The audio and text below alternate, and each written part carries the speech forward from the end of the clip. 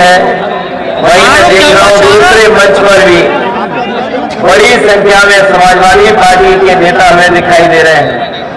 सभी समाजवादी पार्टी के साथी इस चुनावी जनसभा में आए हुए हमारे आदरणीय बुजुर्ग, माताएं, बहनें, नौजवान साथी और पत्रकार बंधुओं, मैं सबसे पहले मुरादाबाद लोकसभा के सभी साथियों का बहुत बहुत धन्यवाद और आभार प्रकट करना चाहता हूं।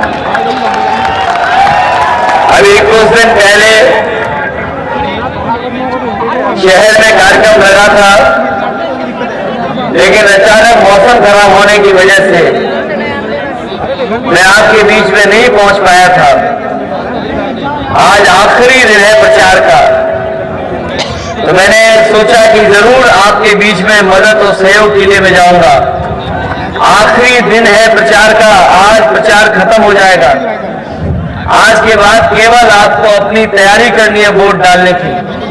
उस दिन मैं आप सभी से निवेदन और अपील करने आया हूं कि आप सब लोग मिलकर के समाजवादी पार्टी के प्रत्याशी रुचि वीणा जी को ऐतिहासिक वोट डाल करके इन्हें जिताने का काम करना।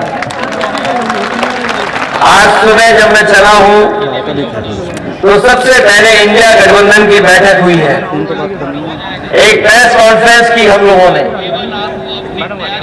हमारे साथ कांग्रेस पार्टी के नेता राहुल जी थे और हम लोगों ने मिलकर के पहले चरण के जो चुनाव है जहां नहीं पहुंच पाए उन सभी वोटरों से हम लोगों ने अपील और निवेदन किया।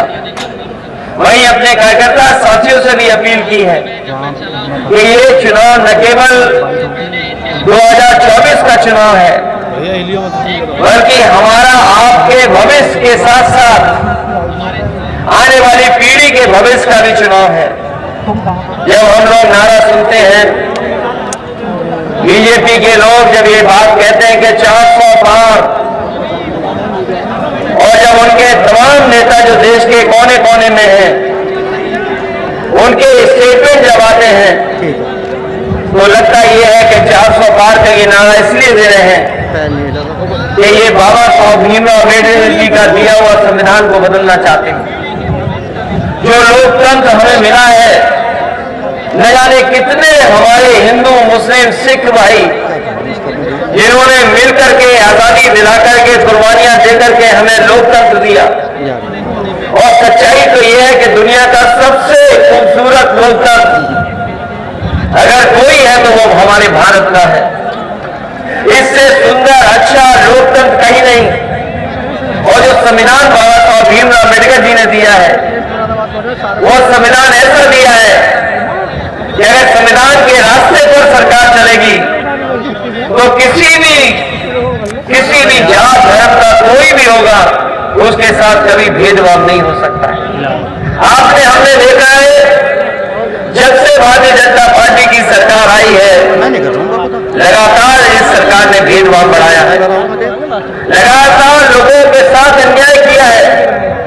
लोग अपमानित महसूस कर रहे हैं। अगर कहीं न्याय के लिए भी लोग गए हैं तो कहीं अगर न्याय मांगने गए हैं तो न्याय भी सरकार ने नहीं दिया। और आपने वो समय देखा है जिस समय यहाँ के किसान उत्तर प्रदेश से लेकर के पंजाब, हरियाणा और देश के सभी किसान आकर के काले कानून के खिलाफ दिल्ली में इकट्ठे हो गए थे। सालों साल खड़े रहे, लगभग 1000 किसान शहीद हो गए, लेकिन सरकार ने सुनवाई नहीं की। सरकार को कोई परवाह नहीं रही। लेकिन जैसे ही चुनाव आया, उन्हें उत्तर प्रदेश के चुनाव की हवा पता लग गई। आपको याद होगा 2022 के चुनाव से पहले इन लोगों ने काले कानून वापस ले लिए। मैं आपको कहना चाहता हूं ये काले कानून जरूर वापस ले लिए होंगे, लेकिन जिस तरह का वो नारा दे रहे 400 पार, अगर ये सत्ता में आ गए तो हो सकता है संविधान बदल दें। ये जो हमें लोकतंत्र मिला है, जिसका सबसे अच्छा हमारा संविधान है, चाहे संविधान बदल दें। और ऐसा भी हो सकता है कि जो अधिकार हमें मिला है वोट डालने का, वो अधिकार भी छीन लें।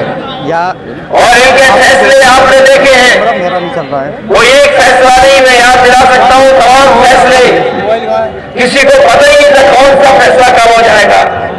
याद कीजिए वो नोटबंदी का समय, किसी को नहीं पता था कि अगली सुबह रुपए बंद हो जाएंगे, हमें आपको लाइन में खड़े होकर के अपने रुपए बदलवाने पड़ेंगे, नोट बदलवाने पड़ेंगे। अचानक रात ने फैसला ले लिया और नोट बंद कर दिए। केवल एक फैसला नहीं, न जाने कितने फैसले सरकार ने लिए हैं, जो दिखाता है कि कहीं न कहीं ये संस्थाओं में हस्तक्षेप कर रहे हैं। हाल ही में हमने इलेक्ट्रोल बॉन्ड का मसला देखा है। इलेक्ट्रोल बॉन्ड ने भारतीय जनता पार्टी का बैंड बजा दिया है। कोई कल्पना नहीं कर सकता था कि राजनीति में पॉलिटिकल पार्टी इतना चंदा वसूल कर सकते हैं। हम और आप जानते हैं, चुनाव होते हैं, कार्यक्रम होते हैं, तो अपनी इच्छा से लोग चंदा देते हैं, अपनी हैसियत के हिसाब से मदद करते हैं। लेकिन भारतीय जनता पार्टी का आपने देखा, इलेक्ट्रोल बॉन्ड से बताओ कितना चंदा वसूला इन्होंने। आपको सूची पता लगी होगी, 1000 करोड़, किसी से 400 करोड़, किसी से 300 करोड़, किसी से 200 करोड़। और जिस कंपनी से हमें और आपको वैक्सीन लगवा रहे थे, बताओ उस कंपनी से भी इन्होंने चंदा वसूल लिया कि नहीं वसूल लिया? वैसे वैक्सीन हमने नहीं लगवाई है, जिन्होंने वैक्सीन लगवाई होगी उनका भी चंदा बीजेपी के पास पहुंच गया। बताओ वैक्सीन वालों से चंदा ले लिया कि नहीं ले लिया? और आज जब हम पीछे मुड़ करके देखते हैं, ये सड़कों पे जो एम्बुलेंस आपकी मदद करने पहुंचती है, ये काम समाजवादियों का है, भारतीय जनता पार्टी का नहीं है। ये पुलिस का इंतजाम समाजवादियों ने किया था कि हमारे लोग अगर तकलीफ और परेशानी में हैं और अगर उन्हें जरूरत पड़ जाए, पुलिस की मदद की जरूरत पड़ जाए, तो फोन मिलाकर के पुलिस उनकी मदद करने के लिए पहुंच जाए। इंतजाम समाजवादियों ने किया था। 100 नंबर इसका नाम रखा था। लेकिन जब से भारतीय जनता पार्टी आई, इन्होंने 100 नंबर 112 कर दी। बताओ इन्होंने, पुलिस के लोगों ने अपनी वसूली बढ़ा ली कि नहीं बढ़ा ली?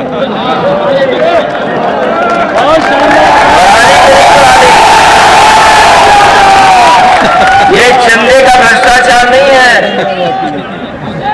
आम जन जीवन में भी भ्रष्टाचार बढ़ाया है सरकार ने। आम जीवन भी हमारा, जो हमारी जरूरतें हैं, तहसील से लेकर के थाने तक में, इस सरकार ने भ्रष्टाचार बढ़ाने का काम किया है। मैं देखता हूं कई बार ये हमारे पुलिस के लोग कभी कभी नाराज हो जाते हैं। मैं याद दिलाना चाहता हूं, अभी तो अग्निवीर वालों की नौकरी 4 साल की हुई है, आ गई तो हो सकता है इनकी नौकरी 3 साल की बचे। इसलिए जहां हमारे नौजवान सावधान रहे, भाई ये लोग भी सोचें कि कहीं ऐसी सरकार ना जाए जो वर्दी पहनते थे हरी वाली, उनकी 4 साल की नौकरी कर दी, खाकी वालों की तो और कम हो जाएगी। और जो नौकरी के सवाल पर जिस तरीके से पेपर लीक हुए हैं, क्या कभी नौजवान कल्पना कर सकता था कि पेपर लीक हो जाएंगे? और इस सरकार में कोई एक पेपर लीक नहीं हुआ है। जितनी भी परीक्षा हुई है, सब पेपर लीक हुए हैं। अगर कुल मिलाकर के हम आकलन करेंगे तो अभी तक इस सरकार में 10 पेपर लीक हो चुके हैं। और जो आखिरी में पुलिस भर्ती का पेपर लीक हुआ है, उसके इंतजाम के लिए सरकार ने दावा किया कि ऐसा इंतजाम किया है कि अगर कोई भी नकल भी करना चाहेगा तो नकल नहीं हो पाएगी।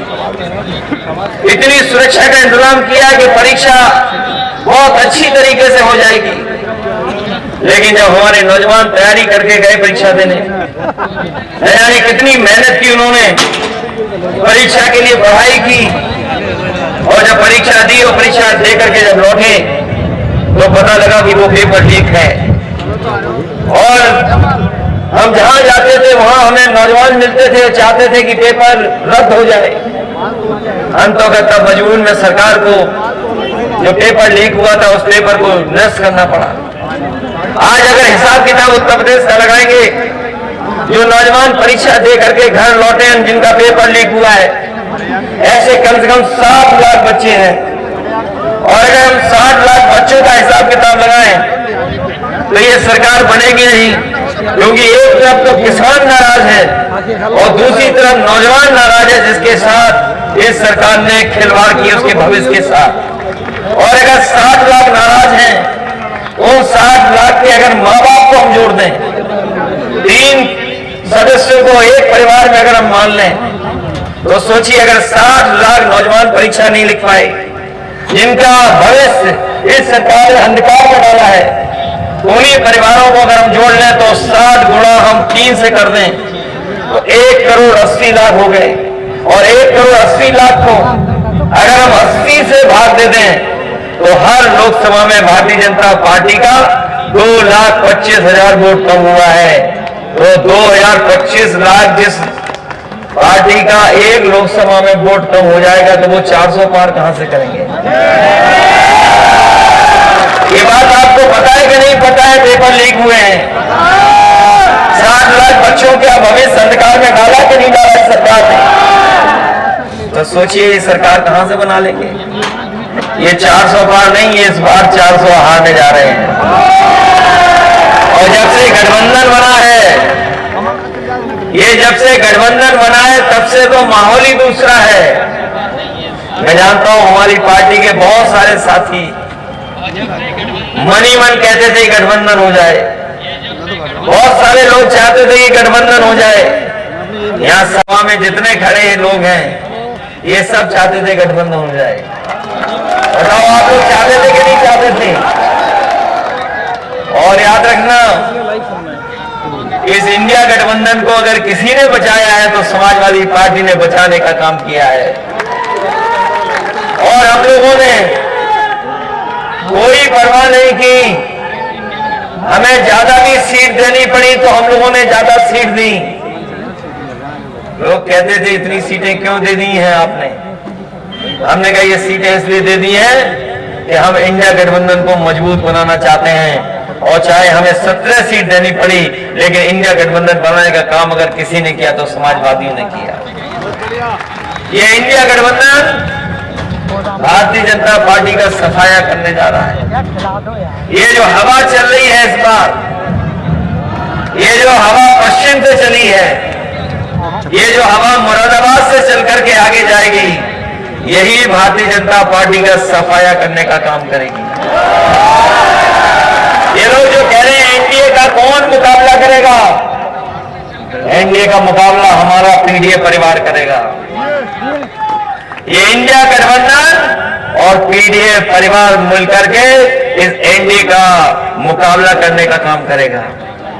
ये लोग जो कहते हैं कि परिवारवादी पार्टी है, हम उनसे कहना चाहते हैं आज तो बहुत पवित्र दिन है, नवरात्र का दिन है। आज हम लोग नवरात्र का दिन की बधाई शुभकामनाएं भी देते हैं। कुछ दिन पहले ईद की शुभकामनाएं दी थी, उसके बाद हम लोगों ने बैसाखी की शुभकामनाएं दी थी। और अगर बीजेपी के लोग सोचते हैं कि परिवार वाला मुद्दा है, तो मैं उनसे कहना चाहता हूं कि आज से अच्छा दिन नहीं होता है। आज के दिन भारतीय जनता पार्टी के लोग संकल्प लें कि न किसी परिवार वाले को टिकट देंगे और न ही किसी परिवार वाले से वो वोट मांगने जाएंगे। इसलिए सावधान रहोगे कि नहीं रहोगे आप लोग? भारतीय जनता पार्टी झूठ बोलती कि नहीं बोलती है? जिन्होंने कहा कि किसानों की आय दोगुनी हो जाएगी, क्या हमारे किसानों की आय दोगुनी हो गई? और महंगाई को कहां लेके चले गए ये लोग? महंगाई कहां पहुंच गई? डीजल, पेट्रोल, जरूरत के सामान की हर चीज महंगी हो गई कि नहीं महंगी हो गई? और केवल आप आकलन कर लेना, 2014 में केवल नमक की कीमत क्या थी और आज नमक की कीमत क्या है? इन्होंने सबसे सस्ता बिकने वाली चीज को भी महंगा कर दिया। और जब से इन्होंने इलेक्टोरल बॉन्ड लिए हैं, इन लोगों का बैंड बज गया है, क्योंकि इतना भ्रष्टाचार किसी पॉलिटिकल पार्टी ने नहीं किया था जितना भारतीय जनता पार्टी ने किया है। ये जो इलेक्टोरल बॉन्ड और चंदा वसूली हुई है, इससे भ्रष्टाचार की तो पोल खुली गई है। लेकिन जिस तरीके से कंपनियों ने मुनाफा कमाया है, उसी का परिणाम है कि आज हमें महंगाई का सामना करना पड़ रहा है। ये जो महंगाई है वो भ्रष्टाचार की वजह से भी है। और जो इलेक्ट्रॉन बॉन्ड लिए हैं, उसके छिपाने के लिए इन्होंने दिल्ली के मुख्यमंत्री पर कार्रवाई कर दी। इस सरकार में किसी को न्याय नहीं मिल रहा है, सरकार मनमानी कर रही है। बताओ, दिल्ली के मुख्यमंत्री पे झूठे मुकदमे लगाए कि नहीं लगाए? झारखंड के मुख्यमंत्री पर मुकदमे झूठे लगाए कि नहीं लगाए? और आपके हमारी पार्टी के नेता मोहम्मद आजम खान साहब के ऊपर झूठे मुकदमे लगाए कि नहीं लगाए? उनके परिवार के लोगों पर झूठे मुकदमे लगाए कि नहीं लगाए? उनके बेटे पर झूठे मुकदमे लगाए कि नहीं लगाए? एक ही रास्ता है हम लोगों के सामने, इन्हें भारतीय जनता पार्टी के लोगों को सबक सिखाना है, तभी हमारे मुकदमे वापिस भी होंगे और झूठे जो फंसाए जा रहे हैं वो मामले भी खत्म होंगे। ये तो बड़े लोगों को फंसा रहे हैं, लेकिन हमें सुनने में आया कि हमारे छोटे कार्यकर्ताओं को भी फंसा रही है सरकार।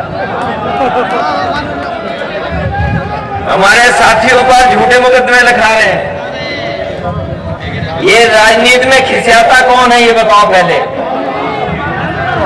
अगर इनकी सीटें सब निकलने वाली, झूठे मुकदमे क्यों लगवा रहे हैं? ये इसलिए लगवा रहे हैं क्योंकि वो हार के डर से ये पुलिस को आगे कर रहे हैं, प्रशासन को आगे कर रहे हैं। लेकिन हम जानते हैं मुरादाबाद के लोगों को 3 दिन की तो बात है, अगर पुलिस पकड़ने आए तो पकड़ में मत आना। लेकिन हम आपसे निवेदन करेंगे कि वोट डालना मत भूलना। मतदान के लिए सावधान रहोगे कि नहीं रहोगे? जितना मतदान के लिए सावधान रहोगे, उतना ही हमारा लोकतंत्र मजबूत होगा। और अपने बूथ की चौकीदारी करोगे कि नहीं करोगे? अगर बूथ की चौकीदारी कर लोगे तो आपका कोई मुकाबला नहीं कर सकता है। वैसे तो यहाँ के लोग वोट बहुत डालते हैं, इतना वोट डालते हैं कि जाने कितने से जीत हो जाती है। बताओ, जिताओगे कि नहीं जिताओगे? साइकिल याद रखोगे कि नहीं रखोगे? और अब तो गठबंधन है, इतने नेता तो किसी दल के पास नहीं होंगे। बताओ, किसी दल के पास इतने नेता हैं? इतने विधायक जिले में किसी के पास हैं? किसी पर पूर्व विधायक इतने हैं क्या? और इतने शानदार ईमानदार कार्यकर्ता किसी दल के पास हैं क्या? बताओ। और इतना समर्थन मुरादाबाद में किसी दल को नहीं मिलेगा जितना इस बार साइकिल को मिलने जा रहा है। इसलिए मदद करोगे आप। ये तो हमारे पीडीए के हिस्से भी हैं, जो प्रत्याशी है वो पीडीए के हिस्से में है कि नहीं है? पिछड़ा, दलित, अल्पसंख्यक मुसलमान भाई, पिछड़ा, दलित, आदि आबादी में है कि नहीं है? तो बताओ, इनकी मदद करोगे आप कि नहीं करोगे? मदद करिए। और एक सरकार नहीं बनेगी, उत्तर प्रदेश की सरकार भी जाएगी। और मैं कह के जा रहा हूं, जो लोग 14 में आए थे 24 में जाने वाले हैं। और अगर यहाँ की जनता ने इनका स्वागत अच्छा किया है तो याद रखना, उत्तर प्रदेश के लोग जब विदाई करते हैं तो बैंड बाजा और नगाड़े के साथ भी विदाई करते हैं। बताओ, इनकी विदाई अच्छी करोगे कि नहीं करोगे? आपको तो हवा का रुख पता होगा कि हवा किसके पक्ष में चल रही है। इसलिए मदद करना, सहयोग करना और एक एक वोट समाजवादी पार्टी को दिला करके रुचि वीरा जी को ऐतिहासिक वोटों से जिता देना, यही वोट है जो हमें सम्मान दिलाएगा। आपका ही वोट है जो लोकतंत्र बचाने का काम करेगा। आपका ही वोट है, चाहे वो मोहम्मद आजम खान साहब हो, चाहे हमारे दिल्ली के मुख्यमंत्री हो चाहे झारखंड के मुख्यमंत्री हो, उन सबको न्याय दिलाने का काम करेगा। आपका एक एक वोट इस देश का संविधान और इस देश का लोकतंत्र को मजबूत करने का काम करना। इसलिए समाजवादी पार्टी के प्रत्याशी और गठबंधन की प्रत्याशी रुचि वीरा जी को और हमारे दूसरे साथी हैं रहमान, इनको भी जिता करके लोकसभा में भेजना। बहुत बहुत धन्यवाद, बहुत बहुत आभार। ताज़ा तरीन खबरों के लिए देखते रहें हमारा channel MKS news India. Channel को सब्सक्राइब करें, लाइक करें, बेल आइकन को दबाना ना भूलें।